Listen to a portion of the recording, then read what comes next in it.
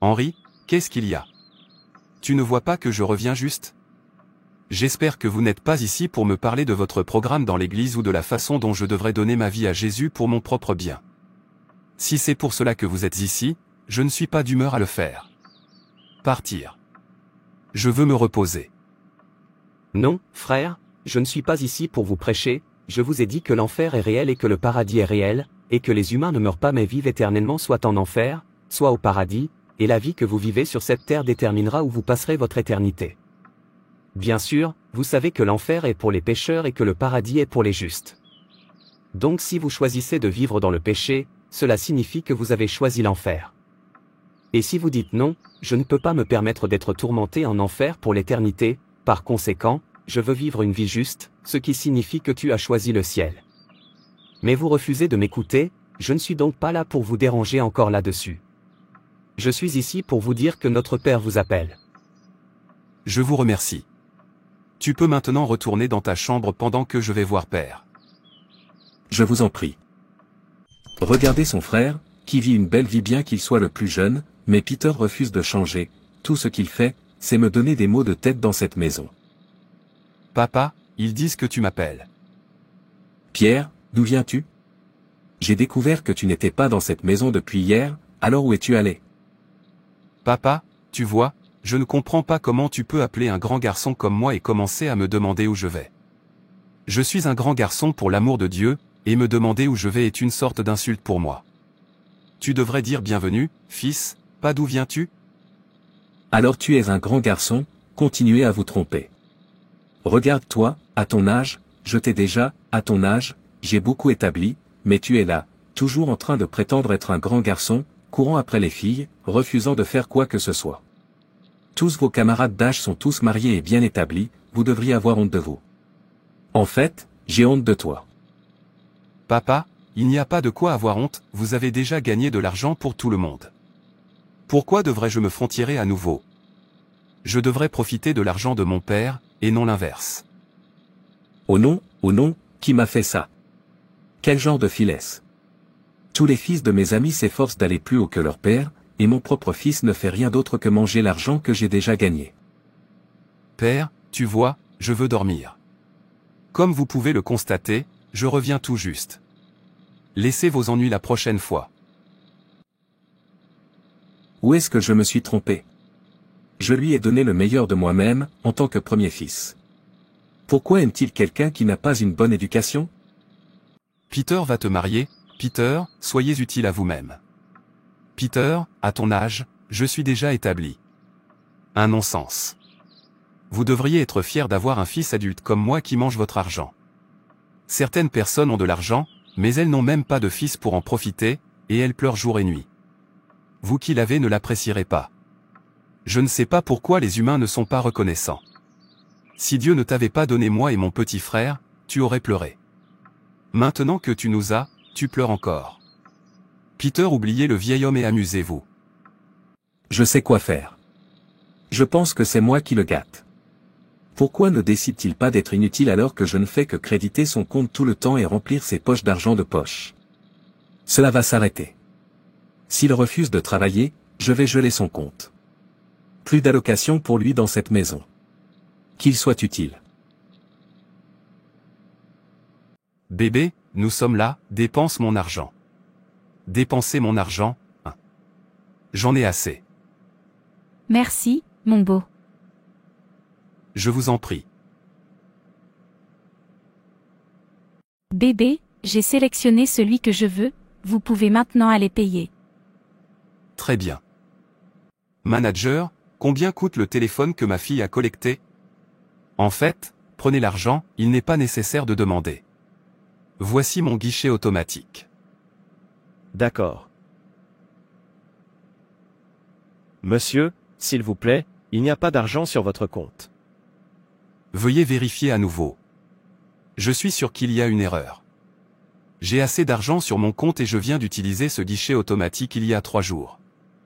Je pense que l'erreur vient de toi. J'ai dit qu'il n'y avait pas d'argent sur votre compte, je l'ai essayé plusieurs fois. S'il vous plaît, dites à votre petit ami de laisser tomber le téléphone jusqu'à ce que vous apportiez de l'argent. Oh non, ça ne peut pas arriver. En fait, laissez-moi aller vérifier quel est le problème, je reviendrai. Ma copine ne vient pas avec moi. Très bien. Bébé, j'arrive. Quelque chose ne va pas quelque part. As-tu payé? Attends-moi juste ici. J'arrive. Je ne perdrai pas de temps. De quel genre d'embarras s'agit-il? Qu'est-ce qui ne va pas avec tous ces gens de banque? Directeur de banque, pourquoi n'y a-t-il pas d'argent sur mon compte? La dernière fois que j'ai vérifié, j'avais encore assez d'argent là-bas, alors que se passe-t-il? Pourquoi ne puis-je pas retirer d'argent? Votre père est celui que vous devriez aller rencontrer. Quoi, mon père? Père, qu'est-ce que ça veut dire? Pourquoi as-tu gelé mon compte? De quel genre d'embarras s'agit-il? Écoute, Pierre, c'est ainsi que ça va se passer désormais, pas de travail, pas d'argent, et très bientôt j'étendrai cela à la nourriture, alors il n'y aura ni travail, ni nourriture. Soyez utile à vous-même. Père, tu vois, je n'aime pas ça, pourquoi ne peux-tu pas me permettre de m'amuser? Je sais pourquoi je me tais, c'est parce que tu es mon père, sinon. Sinon, tu m'aurais battu. Quoi qu'il en soit, je ne vous en veux pas, je me reproche de vous avoir accordé un excès de privilèges. Vous pensez maintenant que le monde vous appartient, mais je vais vous décevoir. Écoute, si tu sais ce qui est bon pour toi, tu ferais mieux de commencer à aller dans ma deuxième entreprise. Allez-y et gérez l'entreprise, sinon, non seulement je t'empêcherai de manger dans cette maison, mais je te renierai également. Père. Tu m'as entendu. Oh non, qu'est-ce que mon père essaie d'accomplir en faisant ça? Maintenant, il a fini par nous embarrasser, moi et ma petite amie. Comment dire à ma petite amie que je n'ai plus d'argent à dépenser pour elle? Oh non, c'est honteux. Victor, tu dis que tu veux me voir. Mec, que se passe-t-il? Nous ne nous amusons plus, vous ne nous achetez plus à boire, vos bébés sont inquiets, même les garçons demandent ce qui se passe. Plus personne pour organiser des fêtes. Que se passe-t-il, Pierre? Nous ne sommes plus heureux, qu'est-il arrivé à notre plaisir? Guy, tu ne comprendras pas. Au moment où je vous parle, je n'ai pas d'argent sur moi. Il n'est pas possible que je m'en sorte sans argent, ça ne vaut pas le coup. Vérifiez-le vous-même. Je suis surpris d'entendre cela. N'êtes-vous plus Peter le fils millionnaire? Mon père est le problème. Cet homme a gelé mon compte, a refusé de me restituer de l'argent et a insisté pour que je commence à travailler pour sa deuxième entreprise, sinon, il me renierait. Et j'ai refusé de travailler, ce n'est pas par force de travailler. Depuis, cet homme est sérieux. Guy, c'est ce que je traverse. Sinon, vous me connaissez, nous aurions déjà organisé des fêtes de haut en bas. Pas étonnant. Je sais qu'il y a quelque chose là-bas, c'est pourquoi je suis venu demander, mais Peter, si je peux dire ce que je pense que tu devrais écouter ton père et commencer à travailler, de cette façon, il pensera que vous vous êtes repenti et vous lâchera tout, et notre jouissance recommencera. Non, je ne veux pas aller travailler, je ne veux pas perturber ma vie. Non, Peter, aller travailler ne te coûtera rien, vous n'allez même pas faire quoi que ce soit là-bas, allez simplement vous asseoir dans un bureau et commander du travail à faire, c'est tout, et ensuite il débloquera à nouveau votre argent. Je pense que vous avez du sens. Oui, c'est ce que je ferai. En passant, je peux fermer le travail à tout moment. Justement, chaque fois que nous ferons une fête, vous pourrez trouver une excuse, vous pouvez simplement dire qu'il y a un contrat que je poursuis et l'utiliser comme excuse. Guy, tu es trop fort. Frère, maintenant que tu t'es repenti, quand vas-tu te marier? Vous avez de l'argent maintenant, vous avez une bonne voiture, tu as une bonne maison, qu'est-ce que tu attends? Voyez-vous, vous ne devenez pas jeune, marié. Je vous l'ai dit, je n'ai pas vu le genre de femme que je désire, une femme qui plaît à mon cœur. Voyez-vous, frère, choisissez une personne, on ne peut jamais voir une femme complète, il suffit d'en trouver un. Avec le temps, vous pourrez aimer la personne et vous marier, afin que je puisse commencer à planifier la mienne. Votre émerveillement ne finira jamais, alors vous voulez vous marier à cet âge. Frère, tu ne comprendras pas, mariez-vous simplement. D'accord, je vous ai entendu, monsieur. Alors, quel genre de femme recherchez-vous? Mon ami, rentre à l'intérieur. Je suis en retard. J'ai beaucoup de choses à régler dans mon bureau aujourd'hui. D'accord, mais achète-moi quelque chose à ton retour. Je le ferai, sois juste un bon garçon. Bye bye. Repentez-vous, j'entends, vous ne faites que rêver, Pierre a un plan. Waouh, vois Anna, une de mes travailleuses. Je suis en retard au travail. C'est comme si c'était elle que j'emmènerais au club ce soir. Cela me rappelle, je pense qu'il est temps que je tourne cette entreprise à mon goût. Avec toutes ces belles dames qui travaillent sous mes ordres, je peux m'amuser autant que je veux. Je commencerai par celui-ci en premier, puis je présenterai plus tard la façon dont je veux qu'il s'habille. Quiconque s'habille de manière plus sexy deviendra une célébrité. C'est ça. Je commence à aimer venir travailler. Mon manager. Bonjour, directeur. Bonjour, sexy Anna, entrez, allons-y ensemble. Merci beaucoup, directeur. Je vous en prie. Et si je vous invitais à sortir ce soir? Aucun problème, monsieur. Dans ce cas, une fois terminé, nous y allons ensemble. Monsieur, je suis ici pour la nouvelle idée que vous avez apportée à notre entreprise. Oui, Larry, avez-vous sélectionné la prochaine célébrité pour notre entreprise? Oui, gestionnaire. D'accord, amène-la moi, laissez-moi l'examiner moi-même. D'accord. Rina, Oui, le manager veut te voir. d'accord. Oui, manager, ils disent que vous voulez me voir. Êtes-vous celui qu'ils ont choisi? Quoi qu'il en soit, tu es belle. Croyez-moi, vous êtes la personne idéale pour être notre prochain mannequin. Mais pourquoi tu ne mets pas de boucles d'oreilles, de mascara, de rouge à lèvres, comme les autres?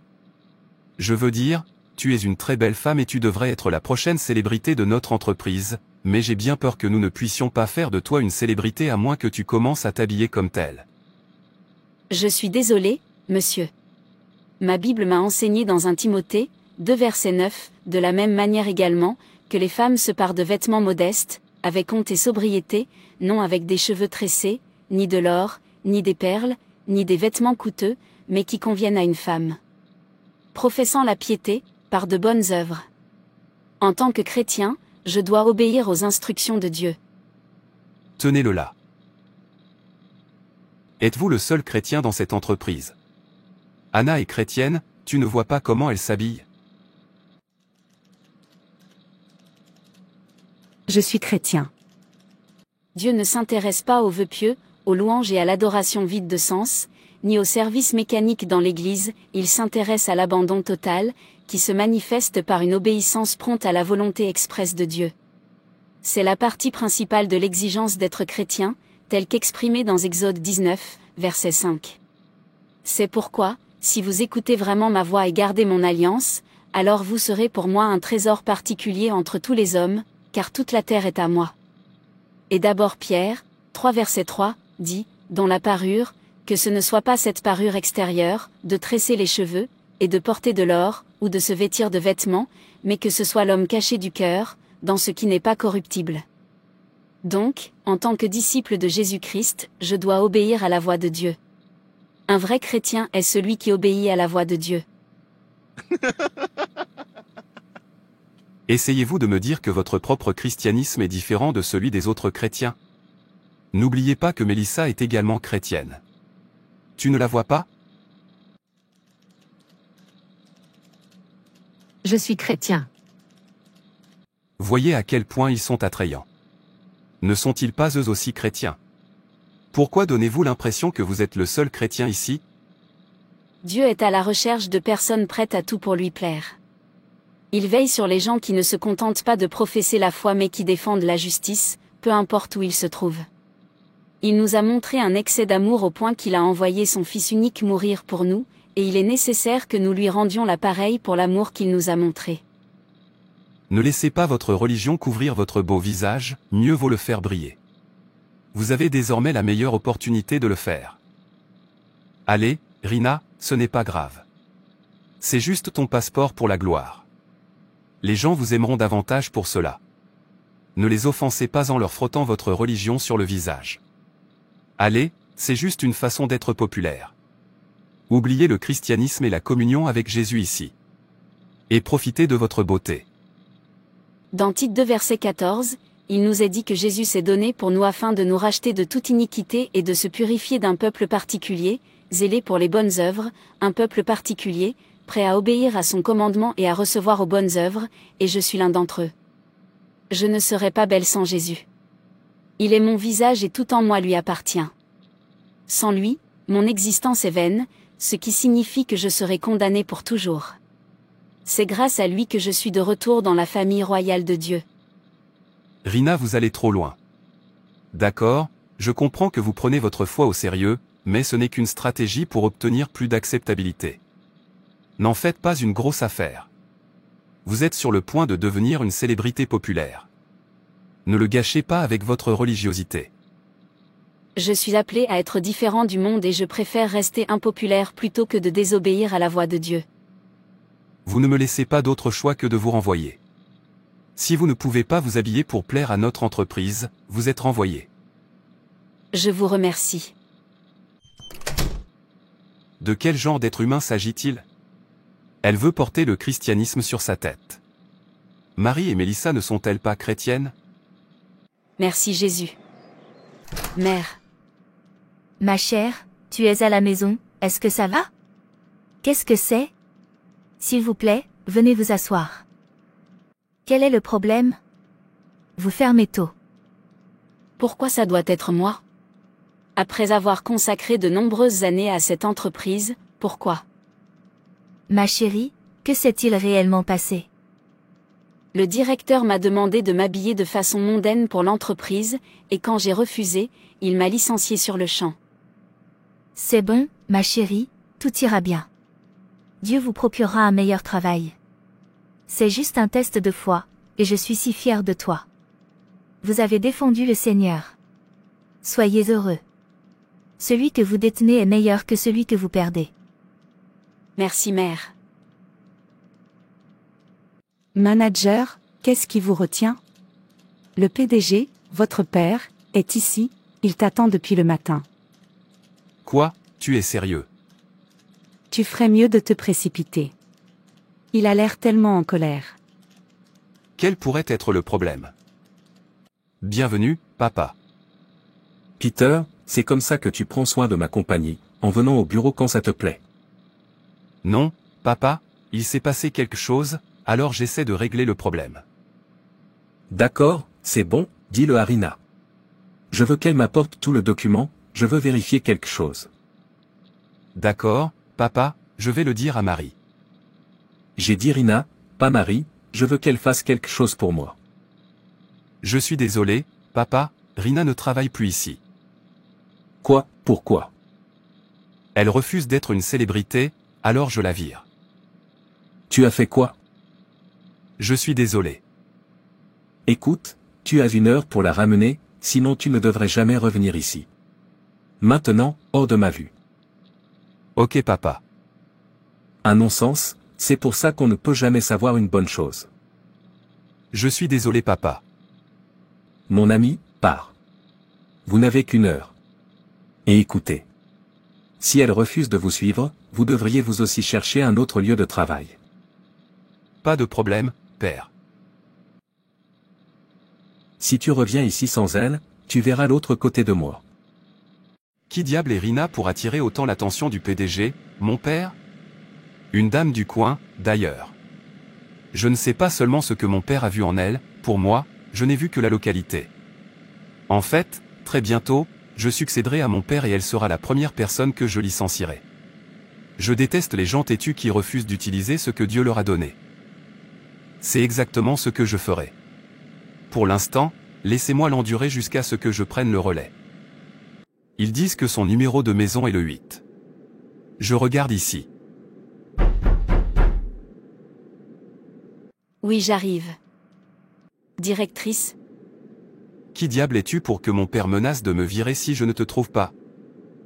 Je suis une princesse, une personne choisie, un sacerdoce royal, une nation sainte, un bien spécial de Dieu et l'héritière du royaume de mon père. Même les anges sont rendus un peu inférieurs à moi ici, mais là je les jugerai, ce qui signifie que je suis hautement honorée. Je suis une princesse, choisie par mon Père, pour pouvoir proclamer les louanges de celui qui m'a appelé des ténèbres à sa merveilleuse lumière.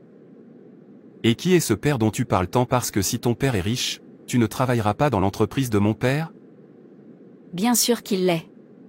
Il est le Créateur qui n'a pas été créé, le début et la fin, il est le Tout-Puissant, l'autorité, l'amour et le pardon. Guérisseur, justice, toujours et éternel. Son royaume n'a pas de fin. Il est notre Père, n'aimeras-tu pas être son fils? Parlez-moi davantage sur lui. Il pardonne à quiconque vient à lui par Jésus, son Fils et notre Sauveur, et vous donne également le droit d'être appelés ses fils et ses filles.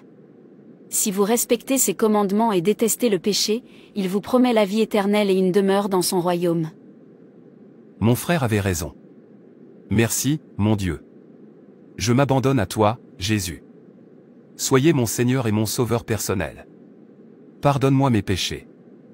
Efface mon nom du livre de mort et mets-le dans le livre de vie. Amen.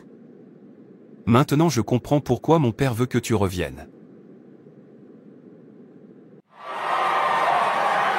Merci d'être entré dans ma vie. Je vous en prie. Êtes-vous une personne particulière ou une personne populaire? Le monde fera tout son possible pour diminuer votre conviction sous prétexte de vous aider à obtenir ce que vous voulez. La façon dont vous défendez la foi contribuera grandement à faire une déclaration sur le type de chrétien que vous êtes. Ne soyez pas comme ceux qui professent Christ mais qui n'ont rien de Christ en eux. Obéissez à la voix de Dieu, gardez ses commandements et il vous bénira. Merci d'avoir regardé. Et n'hésitez pas à vous abonner, à aimer et à partager. Que Dieu te bénisse. Et rappelez-vous, Jésus vous aime vraiment.